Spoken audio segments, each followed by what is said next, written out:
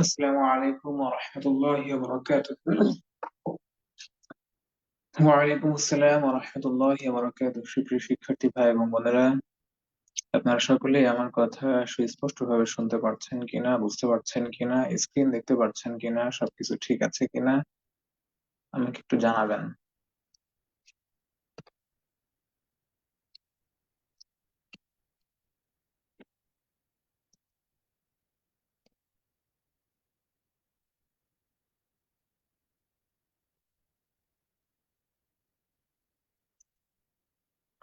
Facebook লাইভের মাধ্যমে যে সকল শিক্ষার্থী ক্লাসে উপস্থিত হয়েছেন, আপনারা একটু আমাকে জানিয়ে দিবেন যে আপনারা সকলেই আমার কথা শুনতে পারছেন কিনা, বুঝতে পারছেন কিনা, স্ক্রিন দেখা যাচ্ছে কিনা এবং কোনো ধরনের কোনো ত্রুটি হচ্ছে কিনা, এবং জুমে যে সকল শিক্ষার্থীদের এসএমএস এর কারণে সমস্যা হয় তারা সবার উপরের দিকে ডান সাইডে থ্রি ডট, সবার উপর সাইডে না, সবার ডান সাইডের দিকে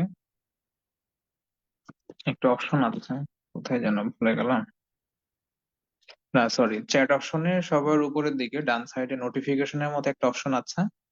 এইখানে ক্লিক করে আপনারা চাইলে নোটিফিকেশন অফ করে রাখতে পারেন, তাহলে সেক্ষেত্রে আপনাদের আর কোনো সমস্যা হবে না। ঠিক আছে, তাহলে সর্বশেষ আপনাদেরকে মোট আহ 3 থেকে 4টি সূরা পড়িয়ে দেওয়া হয়েছিল।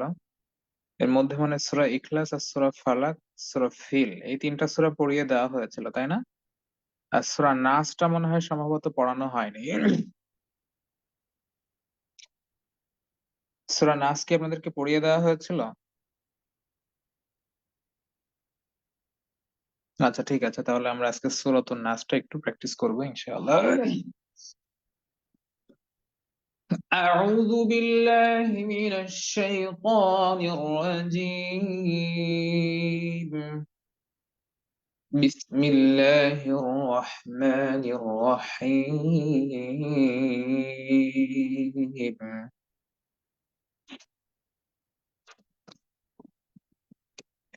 সূরাতুন নাসের শুরু থেকে সকলে খেয়াল করেন, সূরাতুন নাসে সবার প্রথমে সবার শুরুতে যে শব্দটি রয়েছে, শব্দটি হচ্ছে কুল। কুল। কুল শব্দটি উচ্চারণ করার সময় কফ অক্ষরের উচ্চারণে আমাদেরকে একটু লক্ষ্য রাখতে হবে, খেয়াল করতে হবে। কফ অক্ষর উচ্চারণ করার সময় জিহ্বার গোড়া একটু উপরের দিকে উঠিয়ে দিতে হবে, এবং কফ অক্ষর নিয়ে মোটামুটি ভালোই আলোচনা হয়েছে আলহামদুলিল্লাহ। এর পূর্বে আমরা সূরাতুল ফালাকের মধ্যে কৌল শব্দটি পড়েছি, সূরাতুল ইখলাসের মধ্যেও আমরা কৌল শব্দটি পড়েছি। কৌল। এরপরে যে শব্দটি রয়েছে, শব্দটি হচ্ছে আউযু। আ, প্রথমে হামজার উচ্চারণকে একটু শক্ত, এরপরে আইনের উচ্চারণ গলার মধ্যখান থেকে চাপ দিয়ে আউ, আউ। এরপরে জালের উচ্চারণ নরম করে আউযু, আউযু, আউযু, আউযু, আউযু, আউযু বিরব্বিন, বিরব্বিন, বিরব্বিন, বিরব্বিন, বিরব্বিন। এরপরে যে শব্দটি রয়েছে, শব্দটি হচ্ছে বিরব্বিন, বিরব্বিন।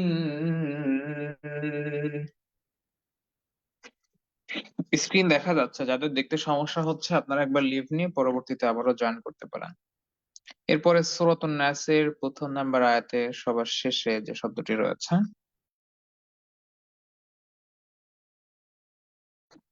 শব্দটি হচ্ছে নাস,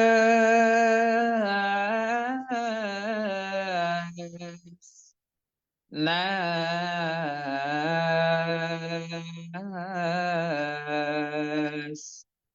নাস।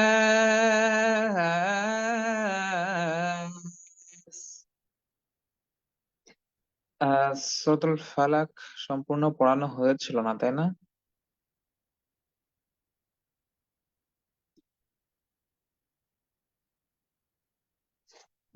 আচ্ছা, বুঝতে পেরেছি, আমার একদম খেয়াল ছিল না, দুঃখিত। কত নং আয়াত পর্যন্ত পড়িয়ে দেওয়া হয়েছিল?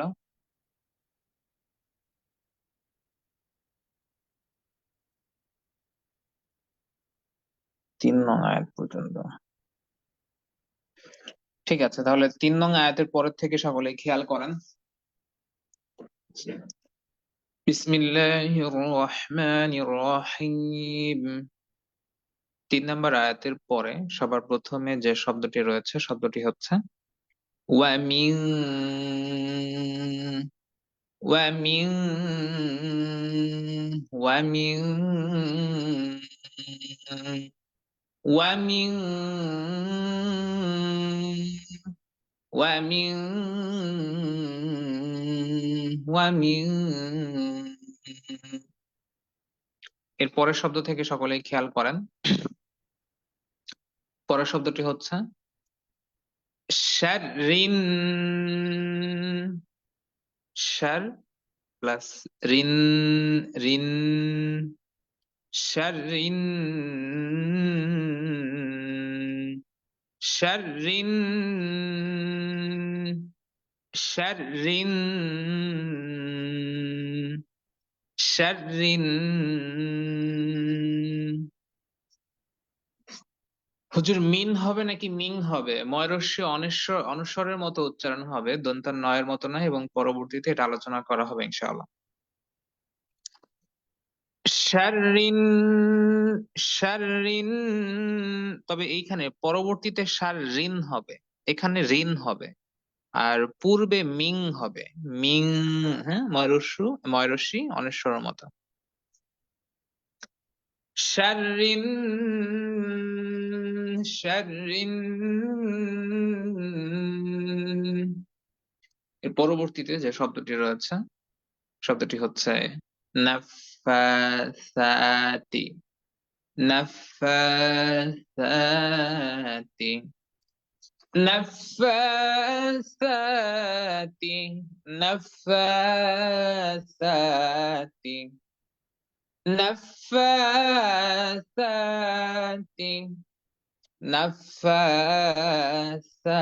নাফাসাতি, নাফাসাতি, নাফাসাতি।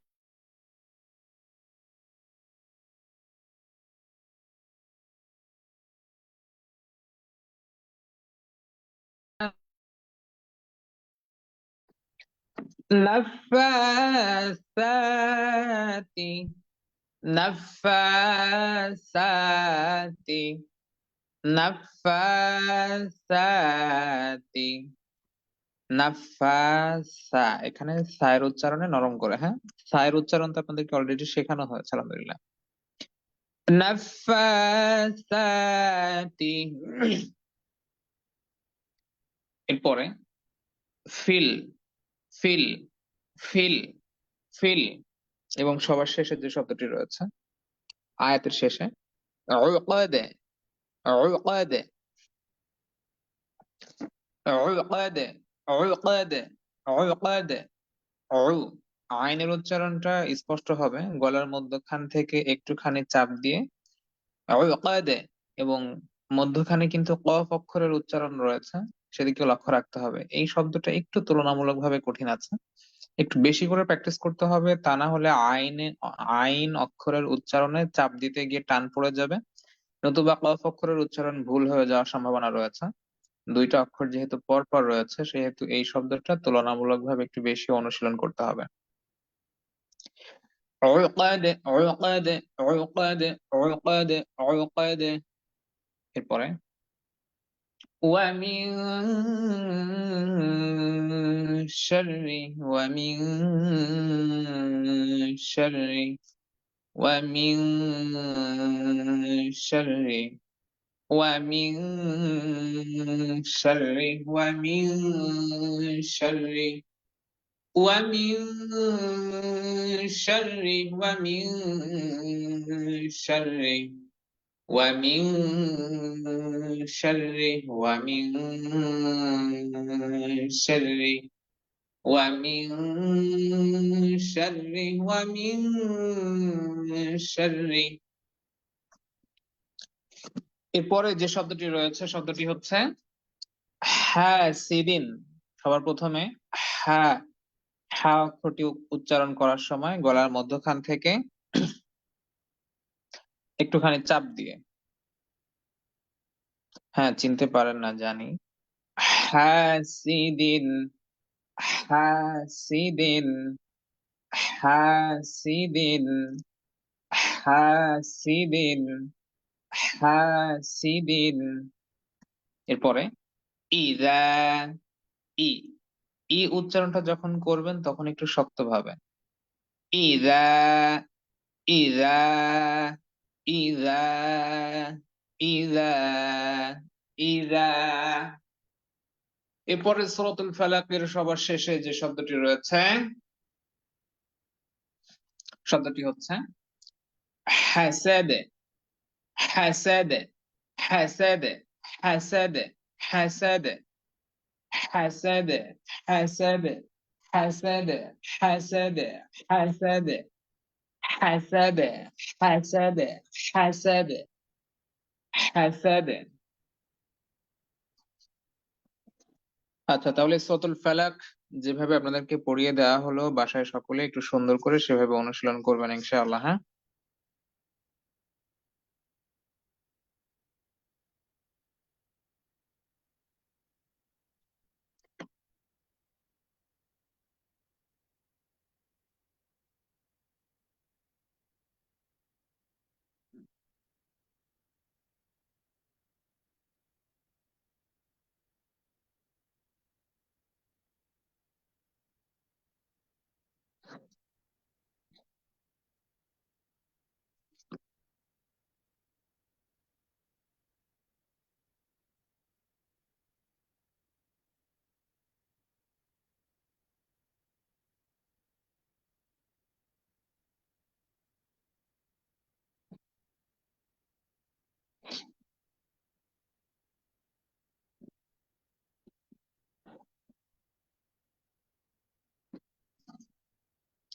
স্ক্রিনটা এখন কি দেখা যাচ্ছে কিনা দেখেন তো।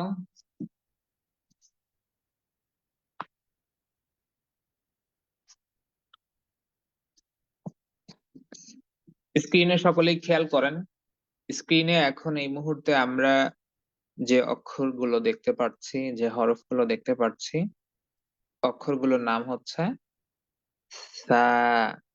হ্যাঁ, এবং সা অক্ষরের উচ্চারণ কিভাবে করতে হবে সেটা কিন্তু পূর্বের ক্লাসে মোটামুটি আমরা লম্বা চওড়া আলোচনা করেছিলাম আলহামদুলিল্লাহ।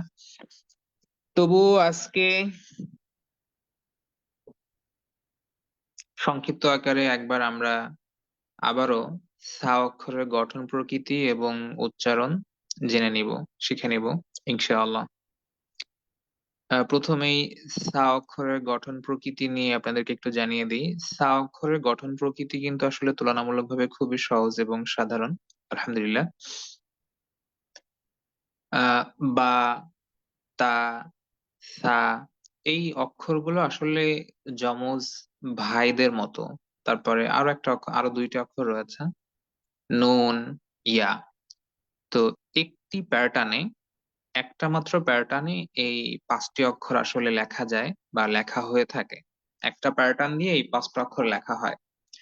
যেমন একটি দাঁত আপনাদেরকে চেনানো হয়েছিল, বা এটা আমরা আলপিনের মাথা হিসাবেও ধরতে পারি, তো পরবর্তীতে আমরা এটা একটি দাঁত হিসাবেই ধরে নিয়েছিলাম। তো একটি দাঁতের নিচে যদি একটি নোক্তা অথবা একটি ফোঁটা দেওয়া হয় তাহলে সেই অক্ষরটির নাম হয় বা। একটি দাঁতের উপরে যদি দুইটি নোক্তা অথবা দুইটি ফোঁটা দেওয়া হয় তাহলে তখন সেই অক্ষরটির নাম হয়ে যায় তা।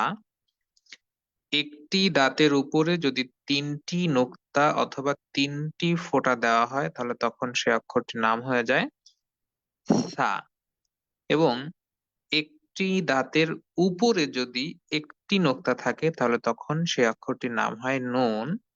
এবং একটি দাঁতের নিচে যদি দুইটি নোক্তা অথবা দুইটি ফোঁটা থেকে থাকে তাহলে তখন সেই অক্ষরটির নাম হয় ইয়া। তো আসলে এই বা, তা, সা, নুন এবং ইয়া, এরা হচ্ছে মোট পাঁচ ভাই। তো মনে করেন আপনার এলাকায় যমজ ভাই আছে, একটা পরিবারে যমজ ভাই আছে মোট পাঁচজন। তো সাধারণত যারা যমজ ভাই এবং বোন হয় তারা দেখতে একই রকমই হয়। তো মনে করেন যে আপনার এলাকায় একটা পরিবারে 5 জন যমজ ভাই। তো এখন আপনারা আসলে নির্ণয় করতে পারছেন না বা এলাকাবাসী তাদেরকে চিনতে পারছে না যে আসলে কে কোন ভাই, কে ছোট, কে বড়, কে হাসান, কে হুসাইন, কে জাহিদ, কে তানভীর, চেনা যাচ্ছে না, বোঝা যাচ্ছে না। তো সেই ক্ষেত্রে দেখা যাচ্ছে কি যে একটা চেনার সুবিধার জন্য যদি এরকম একটা নিয়ম মানে একটা সহজ উপায় যদি বা একটা সহজ পথ যদি বের করা হতো, যে যে ছোট ভাই তার কপালে থাকবে একটা ফোঁটা, হ্যাঁ একটা তিল, এবং যে ছোট তার কপালে থাকবে দুইটা, যে সেজে তার কপালে থাকবে তিনটা, যে মেজে তার কপালে থাকবে এরকম তিনটা চারটা, হ্যাঁ এইভাবে পর্যায়ক্রমে যদি একজনের কপালের নিচে এক নোক্তা, একজনের উপরে এক নোক্তা, তো এভাবে যদি থাকতো, তাহলে আপনারা কি সেই যমজ ভাই বা বোনদেরকে দেখে কি খুব সহজে চিনে নিতে পারতেন না? যমজ ভাই বা বোনদের মাথায় যদি এরকম একটা করে তিল থাকতো বা একটা জন্ম দাগ থাকতো, তাহলে কি আমরা খুব সহজে তাদেরকে দেখে চিনে নিতে পারতাম, বুঝে নিতে পারতাম। তো তেমনি করে আসলে ওই যমজ ভাইদের মতো করে আমাদেরকে এই 5টি অক্ষর একটু চিনে নিতে হবে, বুঝে নিতে হবে, যে এই বা, তা, সা, নুন এবং ইয়া, এরা হচ্ছে মোট 5 ভাই। তো বায়ের নিচে থাকে এক নোক্তা, তায়ের উপরে থাকে 2 নোক্তা, সায়ের উপরে থাকে 3 নোক্তা, আর নুনের উপরে থাকে 1 নোক্তা, আর ইয়ার নিচে থাকে 2 নোক্তা। অধিকাংশ বা, তা, সা এগুলো তো মোটামুটি আপনাদেরকে পড়ানো হয়েছে। বা, তা এবং সা, এই 3টি অক্ষরের গঠন প্রকৃতি, মূল যে গঠন প্রকৃতি যেটা আমরা সবাই মোটামুটি চিনি আলহামদুলিল্লাহ, এটা দেখতে অনেকটা নৌকার মতো। যেমন 2 নাম্বার ঘরে সবার শেষে 1 2 3 4 5 6, প্রত্যেকটা ঘরে ঘরে সবার শেষে আমরা দেখতে পাচ্ছি যেটা, সেটা হচ্ছে সা অক্ষরের প্রধান বা মূল রূপ। এটা দেখতে অনেকটা নৌকার মতো দেখা যাচ্ছে, বা তরমুজ খাওয়ার পরে যে যে খোসাটা থাকে সেই খোসার মতো দেখা যাচ্ছে। তো এটার মূল যে রূপ বা গঠন প্রকৃতি, এটা দেখতে এরকম নৌকার মতোই দেখা যায়। তো এই যে নৌকার মতো দেখা যাচ্ছে, এটার উপরে যদি 3টি নোক্তা অথবা 3টি ফোঁটা থাকে, তাহলে তখন সেই অক্ষরটির নাম হবে সা। আর উপরে যদি 2টি নোক্তা থাকে, তাহলে বলেন তো সেই অক্ষরটির নাম কি হবে? আর এই যে নৌকার মতো দেখতে দেখা যাচ্ছে, নিচে যদি একটি নোক্তা থাকে, তাহলে তখন সেই অক্ষরটির নাম হবে বা। তো যাই হোক, একটি দাঁতের উপরে যদি 3টি নোক্তা অথবা 3টি ফোঁটা থেকে থাকে, তাহলে সেই অক্ষরটির নাম হবে সা, যেটা 1 নাম্বার ঘরের শুরুতে এবং মধ্যখানে আমরা দেখতে পাচ্ছি। 1 নাম্বার ঘরের শুরুতে আমরা দেখতে পাচ্ছি যে একটি দাঁতের উপরে 3টি নোক্তা বা 3টি ফোঁটা রয়েছে, অর্থাৎ এই অক্ষরটির নাম হবে সা। মধ্যখানেও আমরা দেখতে পাচ্ছি একটি দাঁতের উপরে 3টি নোক্তা বা 3টি ফোঁটা রয়েছে, এই অক্ষরটির নামও হবে সা। এবং 1 নাম্বার ঘরের সবার শেষেও আমরা দেখতে পাচ্ছি এখানে একটি দাঁত নেই, কিন্তু এটা দেখতে অনেকটা নৌকার মতো, এবং উপরে 3টি নোক্তা বা 3টি ফোঁটা, এটাও সা। এবার আসি আমরা সা অক্ষরের উচ্চারণ কিভাবে করব। সা অক্ষরের উচ্চারণ যদি আমরা করতে চাই, তাহলে সেই ক্ষেত্রে সবার প্রথমে আমাদের যেটা করণীয়, সেটা হচ্ছে আমাদেরকে জিহ্বা বাহিরে বের করতে হবে। ঠিক আমি যেভাবে যেভাবে আপনাদেরকে যেটা যেটা করতে বলবো, ঠিক সেটা সেটা করতে হবে। একটু আগেও বাড়া যাবে না, আবার পিছনেও পড়ে থাকা যাবে না। ঠিক আমি যেটা বলবো সেটা করতে হবে। তবে ভয় নেই, উল্টাপাল্টা কিছু করতে বলবো না। এবার সকলেই জিহ্বা বাহিরে বের করেন। সকলেই জিহ্বা, হ্যাঁ নতুন পড়াও পড়ানো হবে, কিন্তু এই হরফটা অনেক গুরুত্বপূর্ণ। আপনারা অনেকে এত যদি কথা বলেন, আপাতত আমি দুঃখিত, আপনাদের চ্যাট বক্সটা অফ করে দেওয়া হলো। সকলেই জিহ্বা বাহিরে বের করেন। এবার জিহ্বার আগা সামনের উপরের 2 দাঁতের আগার সঙ্গে যুক্ত করে দেন। সা অক্ষরটা অত্যন্ত গুরুত্বপূর্ণ এবং এটা উচ্চারণ করতে আসলে তুলনামূলকভাবে অন্য অক্ষরের থেকে একটু কঠিন। তো যার জন্য এটা আমি একটু বেশি আপনাদেরকে সময় দিচ্ছি। এবং অক্ষরের উচ্চারণ যদি সঠিক এবং শুদ্ধ না হয় তাহলে সেক্ষেত্রে আসলে মূল ভিত্তি যদি ঠিক না থাকে তাহলে বিল্ডিং যেমন ভেঙে পড়বে, গাছের শেকড়ে যদি সমস্যা থাকে গাছ যেমন ভেঙে পড়বে, তেমনি করে অক্ষরের উচ্চারণ যদি সঠিক এবং শুদ্ধ না হয় তাহলে সেক্ষেত্রে কোরআন তেলাওয়াত করেও কোনো লাভ হবে না, মূল ভিত্তি সমস্যা থেকে যাবে। সকলে জিহ্বা বাহিরে বের করেন। জিহ্বার আগা সামনের উপরের দুই দাঁতের গোড়ার সঙ্গে যুক্ত করে দেন। দুই দাঁতের আগার সঙ্গে যুক্ত হবে আলতো ভাবে, স্বাভাবিক ভাবে। অনেকের প্রশ্ন থাকতে পারে জিহ্বার আগা কি নিচের দাঁতের সঙ্গেও যুক্ত থাকবে, বা জিহ্বার আগা যদি আমি সামনের উপরের দুই দাঁতের আগার সঙ্গে যুক্ত করতে গিয়ে আমার জিহ্বার আগা যদি নিচের দাঁতের সঙ্গে লাগে তাহলে কি কোনো সমস্যা আছে? অনেকের মনের মধ্যে এই প্রশ্নটা থাকতে পারে, আমি আবারও বলে দিচ্ছি। অনেকের প্রশ্ন থাকতে পারে যে ভাইয়া জিহ্বার আগা সামনের উপরের দুই দাঁতের সঙ্গে লাগানোর সময় যদি আমার জিহ্বার আগা নিচের দাঁতের সঙ্গেও লাগে তাহলে কি কোনো সমস্যা আছে? জি না, কোনো সমস্যা নেই। এবং আবারও জানিয়ে দিচ্ছি, জিহ্বার আগা সামনের উপরের দুই দাঁতের আগার সঙ্গে লাগাতে হবে আলতো ভাবে, অনেক বেশি শক্ত বা জোরালো ভাবে নয়। কারণ আমাদেরকে ভিতর দিক থেকে বাহিরের দিকে একটা বাতাস বের করতে হবে ধীরে ধীরে আস্তে আস্তে। তো সকলেই জিহ্বার আগা সামনের উপরের দুই দাঁতের আগার সঙ্গে আলতোভাবে যুক্ত করে দেন। যুক্ত করে ধরে রাখেন, ছেড়ে দিবেন না যতক্ষণ পর্যন্ত আমরা ভিতর দিক থেকে বাহিরের দিকে ধীরে ধীরে আস্তে আস্তে বাতাস বেরো করব, ততক্ষণ পর্যন্ত আমাদেরকে জিহ্বার আগা সামনের উপরের দুই দাঁতের আগার সঙ্গে যুক্ত করে ধরে রাখতে হবে।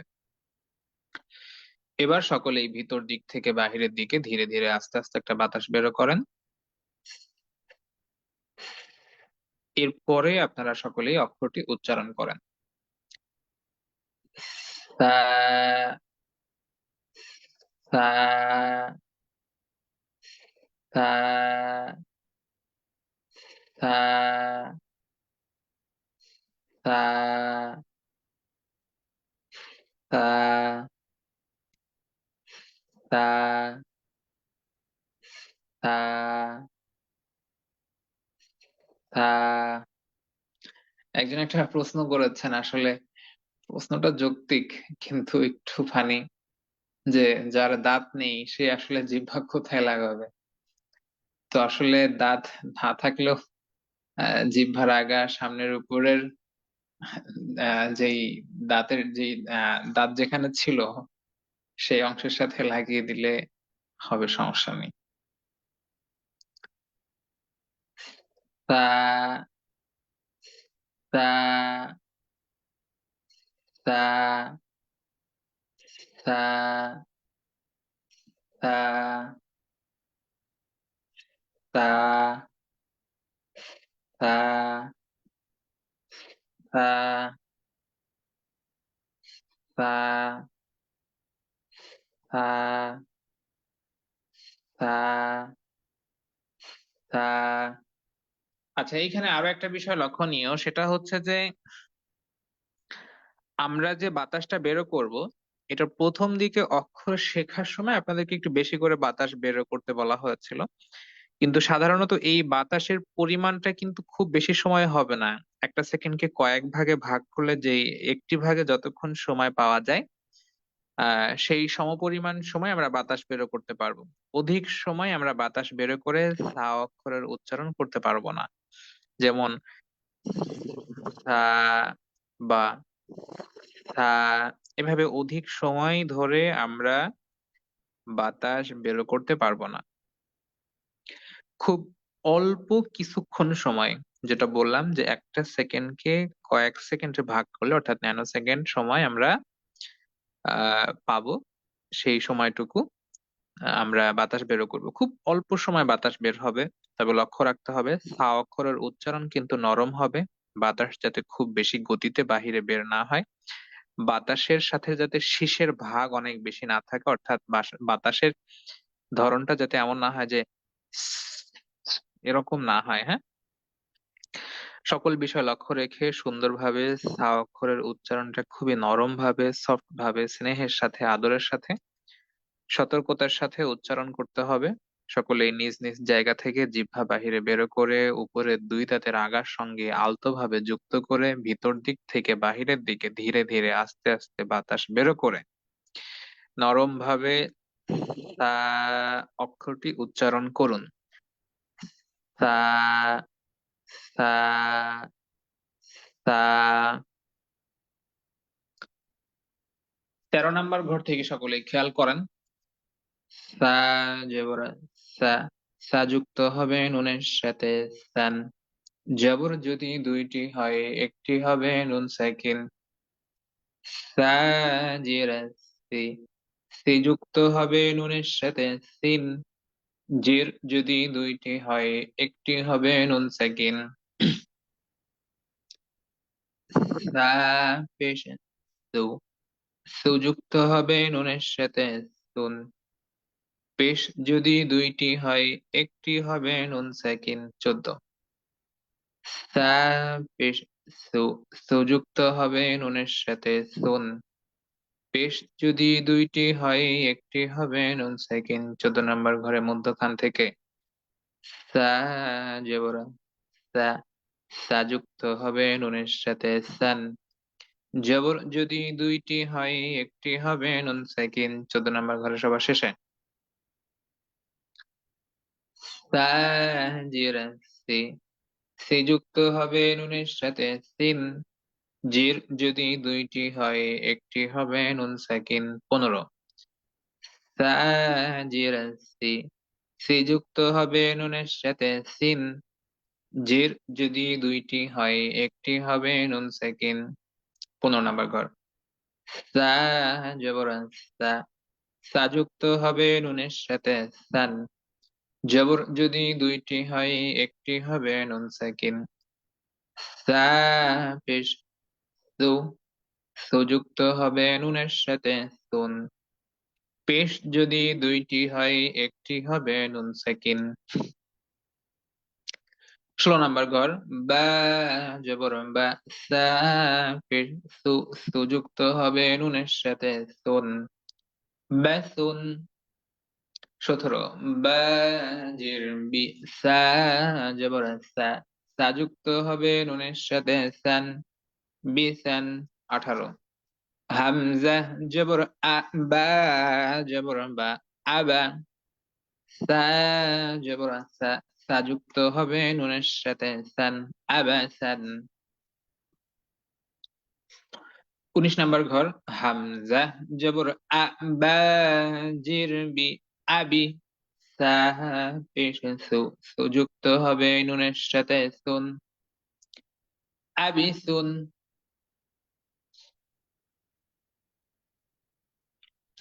20। হামজা জবর আ, সা জির সি, আসি। আপনাদের যত প্রশ্ন যত কথা সব শুনবো ক্লাসের শেষের দিকে। ক্লাসের মধ্যখানে আমি কোনো কথা আসলে শুনতে পারবো না, দেখতে পারবো না। তাহলে আসলে ক্লাসের মধ্যে অনেক বিঘ্ন ঘটে যায়, আমিও ক্লাসে ভালো মনোনিবেশন করতে পারি না, মনোযোগ দিতে পারি না। এই কমেন্ট দেখে আসলে অ্যান্সার করা এটা ক্লাসের মধ্যখানে খুবই কষ্টকর বিষয়। তো আপনাদের যত প্রশ্ন ক্লাসের শেষে করবেন, ক্লাসের শেষের সময় দিব।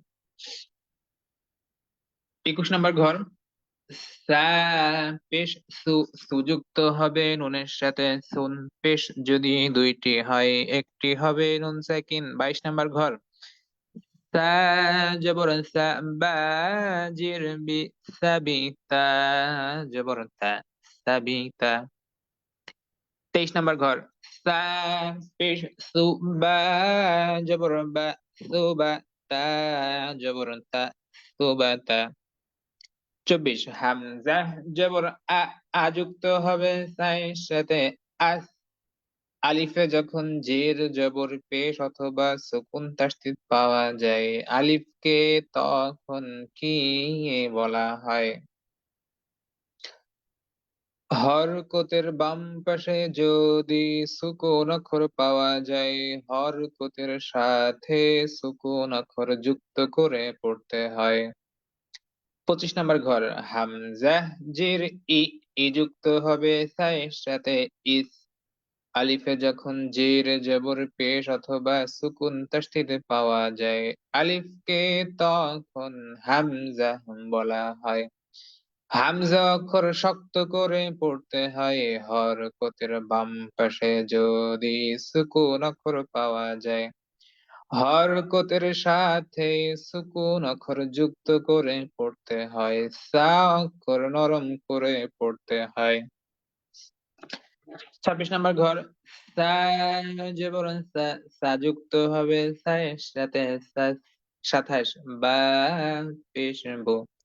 হামজা জির ই যুক্ত হবে সায়ের সাথে ইস বু ইস বু ইস। 28 তা জির তি যুক্ত হবে সায়ের সাথে তিস। 29 তা পেশ তু যুক্ত হবে সায়ের সাথে তুস। 30 হামজা জবর আ বা জির বি আবি বিযুক্ত হবে সায়ের সাথে বিস আবিস। আচ্ছা,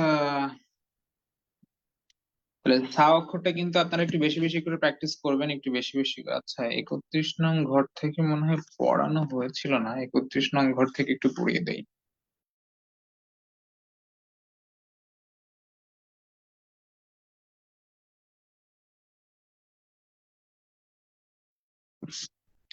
একত্রিশ নং ঘর থেকে সকলে খেয়াল করেন। হামজা জবর আ যুক্ত হবে সায়ের সাথে আস। বা জবর বা যুক্ত হবে তাইর সাথে বাত আস বাত। 32 হামজা জির ই বা জির বি ইবি সা জির সি ইবি সি। 33 নম্বর ঘর হামজা জবর আ তা জবর তা যুক্ত হবে সায়ের সাথে তা আতাস। 34 বা জির বি হামজা জবর আ বি আ তা জির তি যুক্ত হবে সায়ের সাথে তিস বি আতিস। 35 সা জবর সা তা জবর তা সাতা তা যুক্ত হবে সায়ের সাথে তাস সাতাস। 36 বা জির বি তা পেশ বিতু তু যুক্ত হবে সায়ের সাথে তুস বিতুস তা জবর তা বিতুস তা।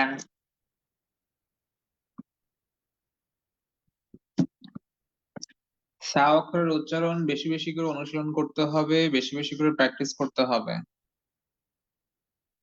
তা না হলে হবে না। জিম অক্ষরটা কোথায় গেল? এই তো জিম অক্ষর।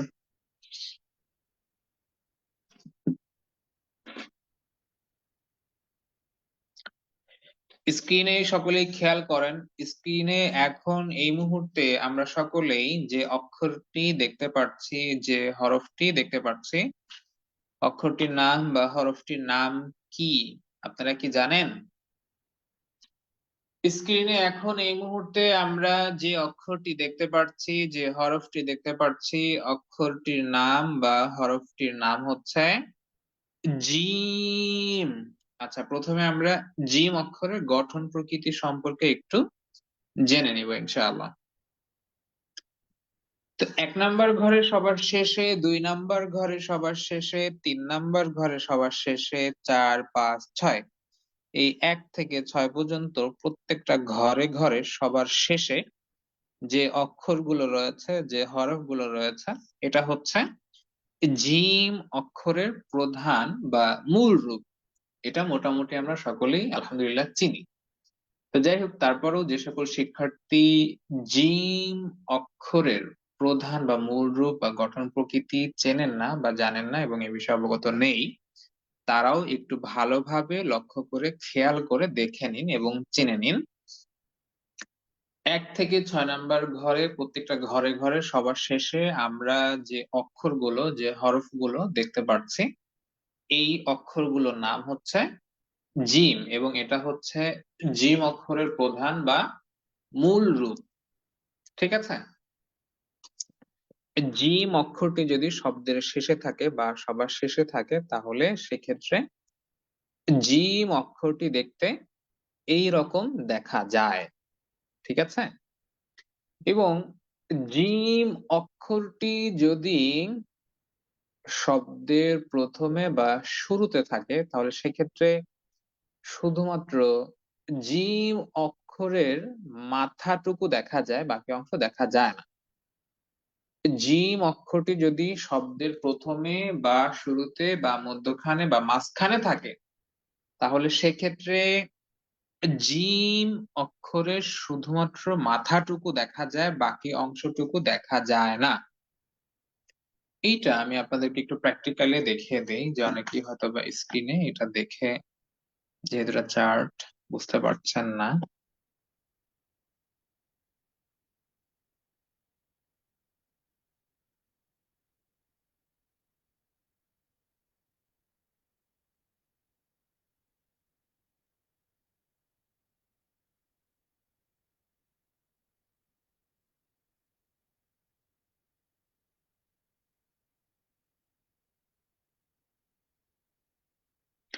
এই যে দেখেন, স্ক্রিনে এখন আমরা যে অক্ষরটি দেখতে পাচ্ছি, যে হরফটি দেখতে পাচ্ছি, অক্ষরটির নাম হচ্ছে জিম। এবার আমরা এই জিম অক্ষরের নিচের অংশটুকু মুছে দেব।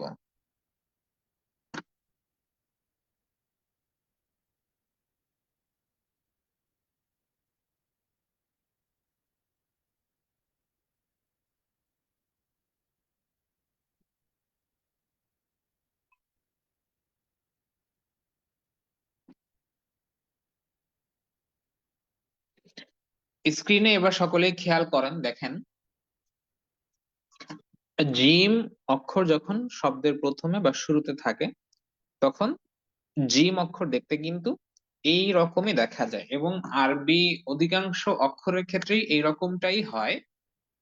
আরবি অক্ষর বা হরফ যখন শব্দের প্রথমে বা শুরুতে বা মধ্যখানে বা মাঝখানে থাকে তখন আরবি অক্ষর বা হরফের শুধুমাত্র ডান পাশের মাথাটুকু দেখা যায়, ডান অংশটুকু দেখা যায়, বাকি অংশটুকু দেখা যায় না। তেমনি করে জিম অক্ষরও সেভাবেই। জিম অক্ষর যদি আহ শব্দের প্রথমে থাকে, শুরুতে থাকে, মধ্যখানে থাকে, মাঝখানে থাকে, তাহলে সেক্ষেত্রে জিম অক্ষরের শুধুমাত্র মাথাটুকু দেখা যায়, বাকি অংশ দেখা যায় না। আর জিম অক্ষর যদি শব্দের শেষে থাকে তাহলে সেই ক্ষেত্রে জিম অক্ষরের সম্পূর্ণ রূপটা বা সম্পূর্ণ গঠন প্রকৃতি দেখা যায়। ঠিক আছে,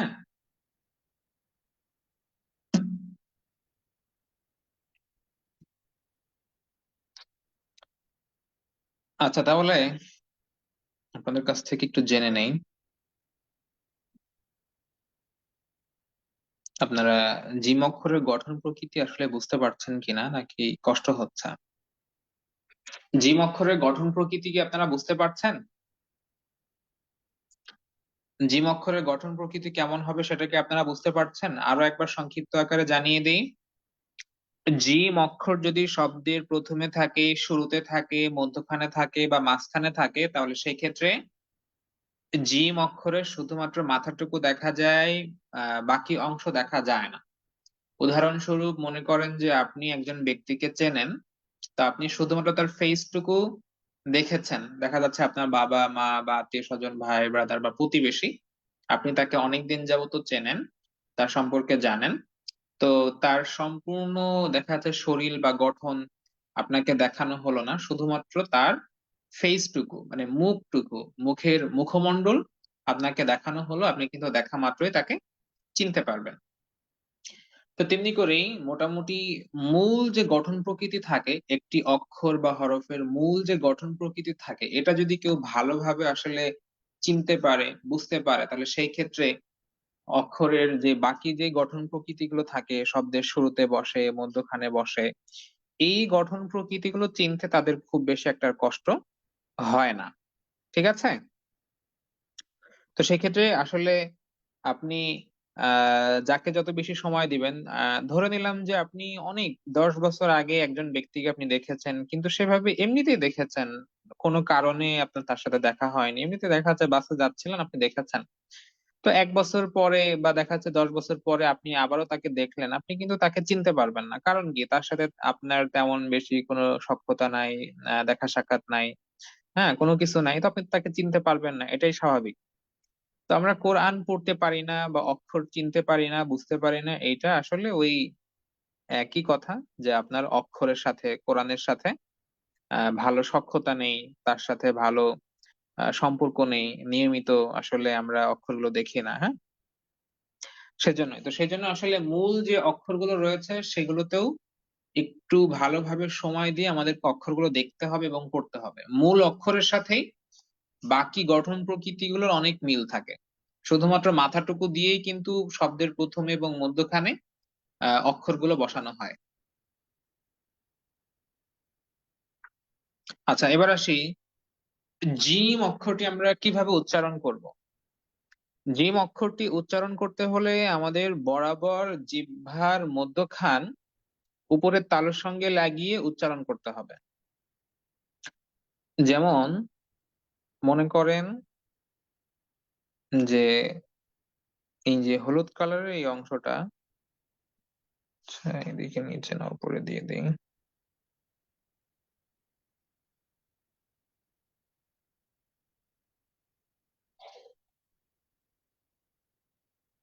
হলুদ কালারের এই অংশটা হচ্ছে আমাদের জিহ্বা, এবং এই যে লাল কালারের এই অংশটুকু হচ্ছে জিহ্বার আগা, এবং নীল কালারের এই অংশটুকু হচ্ছে জিহ্বার মধ্যখান, এবং আরেকটা কালার, এই কালারটা হচ্ছে এই যে এইদিকে, এটা কালারটার নাম জানি না, সবার শেষে, এটা হচ্ছে জিহ্বার শেষ ভাগ।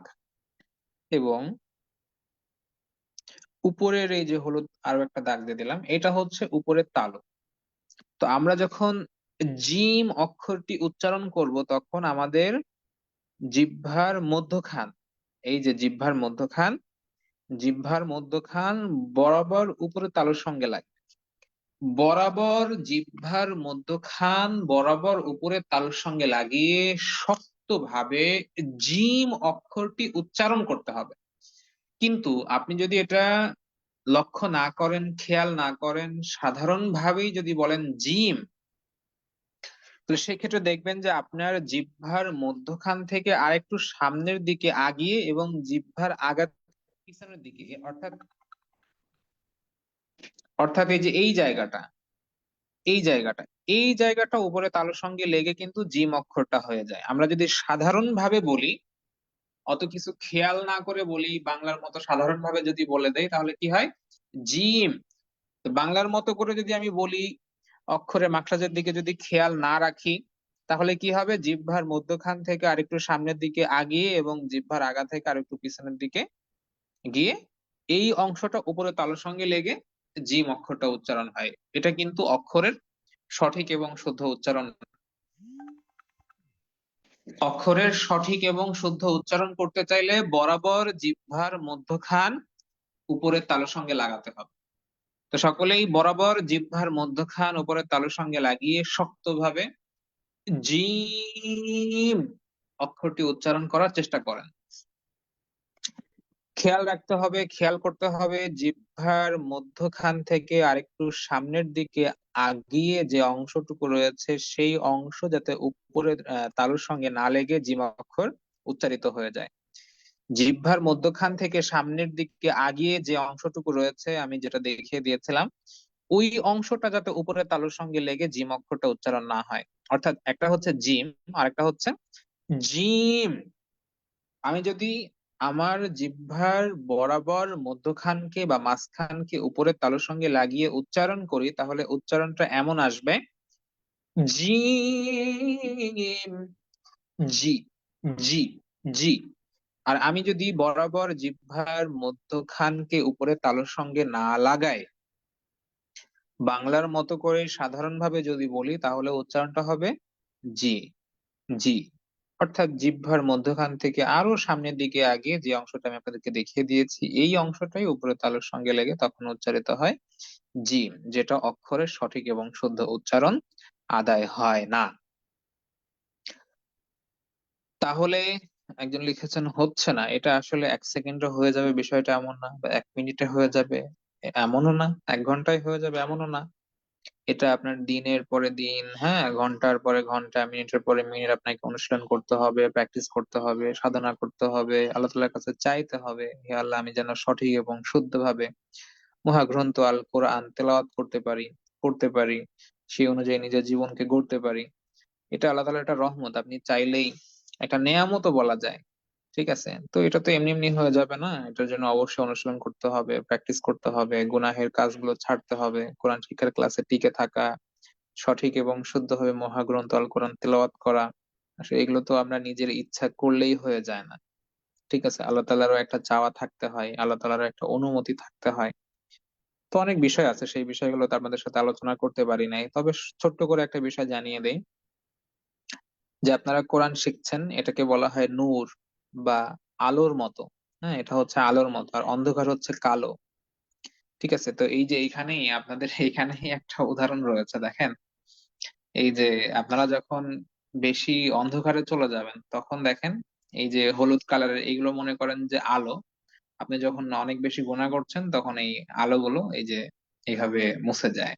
হ্যাঁ, তো যখন অনেক বেশি পাপ কাজ করা হয়, গুনাহের কাজ করা হয়, তখন আসলে এই অন্তরের যে আলোটা থাকে সে আলোগুলো মুছে যায়। একদম এই যে বাস্তব উদাহরণ আপনারা সামনেই দেখতে পাচ্ছেন। তো সেই ক্ষেত্রে কোরআন শিক্ষার ক্ষেত্রে বা দিন শিক্ষার ক্ষেত্রে আসলে গুনাহ করলেই অন্তরের আলো কমে যায়, এটা বাস্তব কথা, দিলে মোহর পড়ে যায়। হ্যাঁ, তো সেই ক্ষেত্রে আমরা কোরআন শিক্ষার সে অনেক বিষয় লক্ষ্য রাখতে হয়, খেয়াল করতে হয়। তো প্রধান যে বিষয়টা সেটা হচ্ছে আল্লাহ তাআলার কাছে চাইতে হয়। আল্লাহ তাআলা কোরআন শিক্ষার ক্লাসে সবাইকে কবুল করে না। আল্লাহ তাআলা সবাইকেই সঠিক এবং শুদ্ধভাবে মহাগ্রন্থ আল কোরআন তেলাওয়াত শেখার জন্য আসলে কবুল করে না। আপনি চাইলেই যদি হয়ে যেত তাহলে তো হতোই। আল্লাহ তাআলার একটা বিষয় দেখা যাচ্ছে, তার একটা অনুমতি প্রয়োজন হয়। তো আল্লাহ তাআলার কাছে চাইতে হবে। আপনার যদি অক্ষরের উচ্চারণ না হয়, যে আসলে অনেক চেষ্টা করছেন, হচ্ছে না। তো সেই ক্ষেত্রে আপনি ধরে নিবেন যে আসলে এটা আল্লাহ তাআলারই হয়তোবা কোনো একটা ইশারা বা ইঙ্গিত। তো সেই ক্ষেত্রে তার কাছে বলতে হবে। আপনার যেকোনো সমস্যার বিষয়গুলো তাকে বলতে হবে। বিশেষ করে কোরআন শিক্ষার এই যে বিষয়গুলো, যে আপনি অনেক প্র্যাকটিস করছেন, হচ্ছে না। তো সেই ক্ষেত্রে আল্লাহ তাআলার কাছে আপনাকে চাইতে হবে। তাছাড়া আসলে কোনো ওয়ে নাই। ঠিক আছে? সাধারণ একটা বেসিক বিষয় আপনি হচ্ছে না। যেমন দেখা যাচ্ছে আইন অক্ষরের উচ্চারণ অনেক চেষ্টা করতেছেন, হচ্ছেই না। তাহলে ধরে নিবেন যে হয়তোবা আল্লাহ তাআলা আপনাকে পছন্দ করছে না। আপনার কোনো একটা সমস্যা হয়তোবা আছে। তো আল্লাহ তাআলার কাছে কেঁদে, কেঁদে এগুলো চাইতে হয়। আমরা আসলে এই জিনিসগুলো এত সহজে অর্জন হয়ে যায় নাই। ঠিক আছে? আমি অনেক দেখেছি যে তার আসলে বাংলার একাডেমিক রেজাল্ট অনেক ভালো, হ্যাঁ? কিন্তু সে ব্যক্তি কোন একটা খুব খারাপভাবে, মানে কোনো বিষয়ে যুক্ত আছে, হয়তোবা সে ঘুষ খাচ্ছে, নতুবা দুর্নীতি করছে। আমার মানে আ বয়স খুব বেশি না হলেও প্রায় 15 বছর যাবত এই জগতে আছি। অনলাইনে আমাদের এই প্রতিষ্ঠানে প্রায় ৩০ থেকে ৪০ হাজারেরও বেশি শিক্ষার্থী আছে, এবং ব্যক্তিগত জীবনে অফলাইনেও পড়িয়েছি। তো এই বিষয়গুলো আমি দেখেছি যে সে অন্যান্য লাইনে সে খুবই, দেখা যাচ্ছে কি যে দূরদর্শী একজন মানুষ, এবং সে সে খুব চৌকস, সে খুব মেধাবী, সে সবই পারতেছে, কিন্তু কোরআন পড়তে পারতেছে না। কোনোভাবেই একটা অক্ষরের উচ্চারণ তার সঠিক হচ্ছেই না। যেখানে একজন গ্রামের একজন কৃষক মানুষেরও সঠিক এবং শুদ্ধভাবে হয়ে যাচ্ছে, কিন্তু সে এত মেধাবী হওয়া সত্ত্বেও সেটা হচ্ছে না, কোনোভাবে কোনো ক্রমে হয়ে উঠছে না। তো এটা আসলে আল্লাহ তাআলার একটা চাওয়াও থাকতে হয়। তো সেই ক্ষেত্রে আল্লাহ তাআলার কাছেও বেশি, বেশি করে চাইতে হবে। তো এই বিষয়গুলো তো আপনাদের সামনে আসলে খুব বেশি আলোচনা করার সুযোগ পাইনি। সময় খুবই ন্যা স্বল্পতা ছিল সেজন্য। আচ্ছা, তাহলে বরাবর জিহ্বার মধ্যখান উপরের তালুর সঙ্গে লাগিয়ে জিম অক্ষরটি শক্তভাবে উচ্চারণ করতে হবে। বরাবর জিহ্বার মধ্যখান উপরের তালুর সঙ্গে লাগিয়ে জিম অক্ষরটি, জি, জি, জি, জিম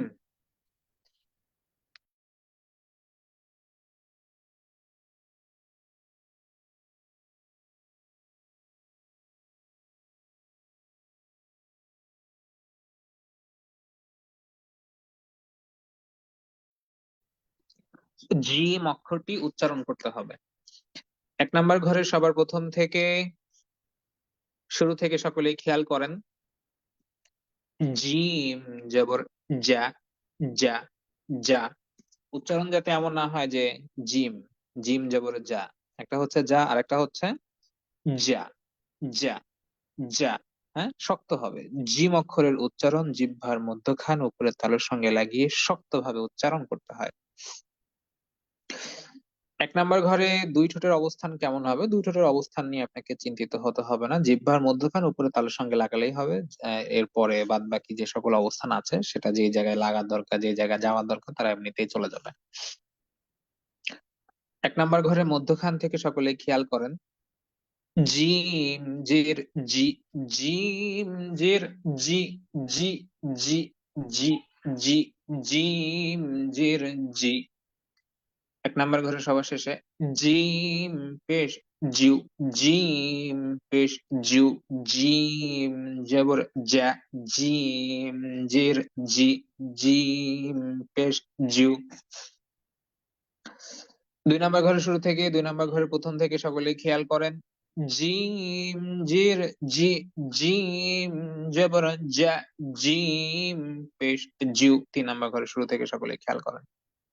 জিম পেশ জিউ, জিম জবর যা, জিম জের জি। 4, জিম জবর যা, জিম জবর যা, যা, যা। 5, জিম জের জি, জিম জের জি, জি, জি। 6, জিম পেশ জিউ, জিম পেশ জিউ, জিউ, জিউ। 7, জিম জবর যা, বা জবর বা, যাবা। 8, জিম জবর যা, তা জবর তা, যাতা। বা জের বি, যাতাবি। 9, জিম পেশ জু, বা পেশ বু, জিউবু। 10, জিম জবর যা, বা জের বি, যাবি। তা জবর তা, যাবি তা। 11 নাম্বার ঘর। সা জবর সা, জিম জবর যা, সাজা। 12, জিম জবর যা, সা জবর সা, জাসা। 13 নাম্বার ঘর। জিম পেশ জু, সা জের সি, জুসি। তা জবর তা, জুসিতা। 14, জিম পেশ জু, বা জের বি, জুবিতা জবর তা, জুবিতা। 15, জিম পেশ জু, জিম জের জি, জুজি। 16, জিম জবর যা, সা জের সি, জাসি। 17, জিম জবর যা, সা পেশ সু, জাসু। 18, হামজা জবর আ, জিম জবর যা, আজা। বা জবর বা, আজাবা।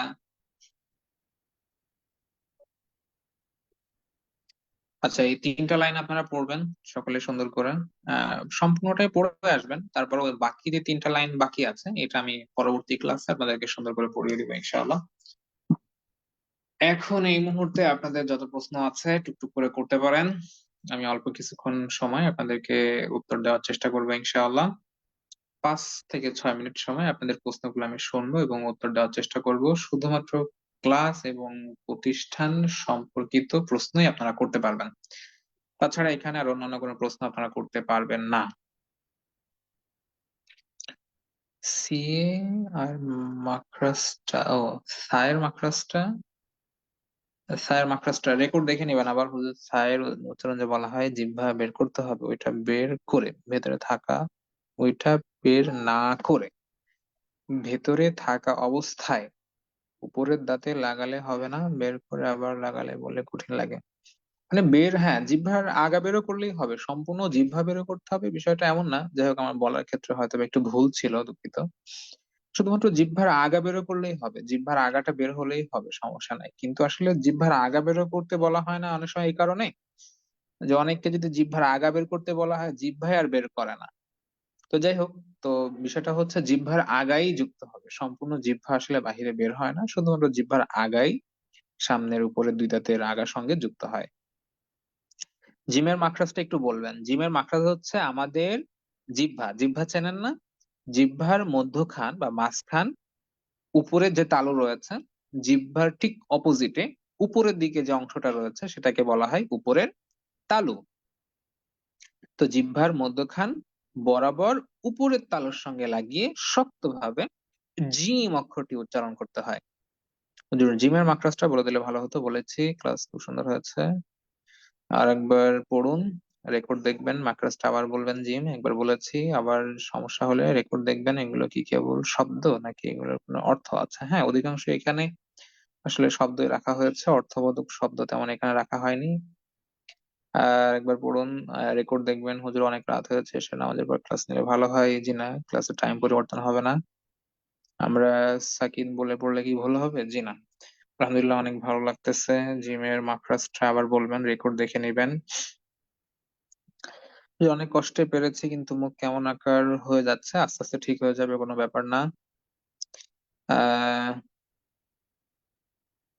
প্রশ্ন নেই। আচ্ছা, এবার আমি একটু ফেসবুকের প্রশ্নগুলো দেখি। যে দয়া করে সবাইকে বলে দেন, আপনি অযথা এসএমএস করলে ক্লাস করতে ডিস্টার্ব হয়, সবাই যেন এত কথা না বলে। ফেসবুক লাইভের মাধ্যমে যে সকল শিক্ষার্থী ক্লাস করবেন তাদের এসএমএস এর কারণে যদি সমস্যা হয়, তাহলে সেই ক্ষেত্রে আপনারা একটা কাজ করতে পারেন, সেটা হচ্ছে ফোন রুটেট করে নেবেন এবং আমাদের বাংলাদেশ ইসলামিক অনলাইন মাদ্রাসার অফিসিয়াল ফেসবুক পেজে বেশ কয়েকজনকে অ্যাক্সেস দেওয়া রয়েছে। আপনার ক্লাস শুরু হওয়ার পরে আমার আসলে এখান থেকে অনেক কিছু সেট আপ করতে হয়, দুইটা ফোন কানেক্ট করতে হয়, একটা পিসি কানেক্ট করতে হয়, লাইভ স্টার্ট করতে হয় এবং আরো অনেক কিছু এখানে সেট আপ করতে হয়। তো আসলে আমি একটু অনেক সময়, বা এটা আসলে ফেসবুক পেজ থেকে আমার জন্য ক্লাস শুরু হওয়ার পরবর্তীতে আবার কমেন্টটা অফ করা এখান থেকে একটু কষ্ট। তো পেজে অ্যাক্সেসে তৌফিক ভাই রয়েছেন দায়িত্বে, সঞ্জনা আপু রয়েছেন, আইভা আপু রয়েছেন এবং আরো অনেকেই রয়েছে। আপনারা একটু নজর রাখবেন, লক্ষ্য করবেন, আপনারা ফেসবুকের কমেন্টটাও অফ করে দিতে পারেন এবং পরবর্তীতে যখন প্রশ্ন করার জন্য সময় দেওয়া হবে তখন আপনারা চাইলে চ্যাট বক্সটা খুলে দিতে পারেন। আলহামদুলিল্লাহ হুজুর। হ্যাঁ, দোয়া করবেন সবাই। যারা এফবি লাইভ দেখি তারা কি গ্রুপে, গ্রুপে কোথায়, গ্রুপে নেই? মেসেঞ্জার গ্রুপে না থাকলে মেসেঞ্জারে যুক্ত হয়ে নেবেন। হায়ের উচ্চারণটা আবার একটু বলেন। হায়ের উচ্চারণটা পড়ানো হয়নি এখনো। আমার কাছে আসবেন আপু, মনি ইনশাল্লাহ বুঝিয়ে দিব। হুজুর, সূরাগুলো আবার ভালোভাবে পড়াবেন, কারণ নামাজ ভালোভাবে পড়তে পারার জন্য। জি ইনশাল্লাহ, অবশ্যই অবশ্যই। কোরআন ধরা পড়ে তো আপনারা পড়তে পারবেনই। হুজুর, আমি ছোট লেখার কারণে পড়তে পারি না, মোবাইলে কোরআন পড়তে পারি না, আপনি যে কোরআন দেখে পড়ান, নিজে কোরআন লিখে নিজে কোরআন দেখে পড়ান, ওইটা বেশ বড় লেখা। কোরআন শরীফটা কি প্লে স্টোরে পাবো? জি না, এই মুহূর্তে পাবেন না এবং কোরআনটা এখনো পাবলিশড হয়নি, আমাদের প্রিন্টিং এর কাজ চলছে। আশা করা যায় খুব অল্প সময়ের মধ্যে আমরা পাবো। ওটা আমাদের স্পেশালি বায়োমিয়ান কোরআন এবং রেডি হলে আপনারা ওখান থেকে অর্ডার দিয়ে ওটা ক্রয় করতে পারবেন ইনশাআল্লাহ। হুজুর, সুকুনকে যজম বলা যাবে? সুকুনকে সুকুন বললেই ভালো হয়, যজমের গঠন প্রকৃতি একটু আলাদা। নুন সাকিনের উচ্চারণটা আসলে কেমন হয় আবার বললে খুশি হব। তো নুন সাকিনের আসলে বেশ কিছু নিয়ম রয়েছে, কখনো দন্তা নয়ের মতো হয়, কখনো অনস্বরের মতো হয়, আবার কখনো আবার ভিন্নও হয়। তো নুন সাকিন পড়ার 4 থেকে 5টা নিয়ম রয়েছে, ইজহার, ইদগম, ইকলাব, ইকফা। এগুলো আমরা তাজবিদের মধ্যে জানবো, পড়বো, শিখবো ইনশাআল্লাহ এবং এর পরবর্তীতে আমরা বুঝতে পারবো যে কখন অনস্বরের উচ্চারণ করতে হবে, কখন দন্তা নয়ের মতো উচ্চারণ করতে হবে। ঠিক আছে হুজুর, মাশাআল্লাহ, অনেক ভালো লাগছে হুজুর। সুকুন থাকলে কি মিং পড়তে হয়? জি না, এটা আমরা পরবর্তীতে আলোচনা করবো ইনশাআল্লাহ। হুজুর, সূরা ফালাকটা আবার প্রথম থেকে পড়াবেন। আচ্ছা, ঠিক আছে ইনশাআল্লাহ। রুলসটা এখনো পড়ানো হয়নি। আজ ক্লাস করতে পারলাম না, রেকর্ড দেখে নিবেন। সুন্দর করে বোঝানোর জন্য ধন্যবাদ। তাহলে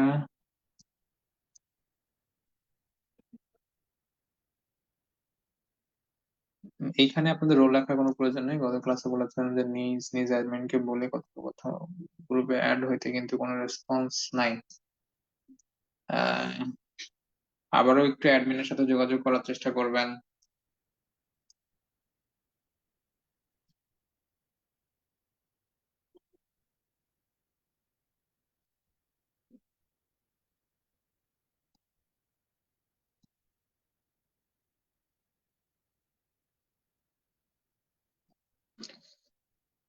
আচ্ছা, এবার একটু জুমের এসএমএস গুলো দেখা দরকার।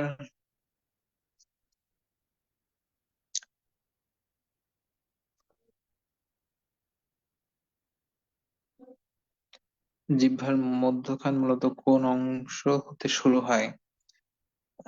জিহ্বার মধ্যখান কোন অংশ থেকে শুরু হবে? বরাবর জিহ্বার মধ্যখান যেটা, আসলে জিহ্বার মধ্যখান যেটা মানে বাহিরে যে অংশটুকু আছে, মানে যেটা আমাদের গলার একদম ভিতরে দিকে, ওই অংশটুকু না। মানে আমাদের মুখের মধ্যে জিহ্বাটা যতটুকু বাহিরে আছে, ওই অংশের মধ্য থেকে মধ্যখানটা উপরে তালুর সঙ্গে লাগাতে হবে, আর যেটা ভিতরের দিকে চলে গিয়েছে সেটার হিসাব কিতাব আলাদা।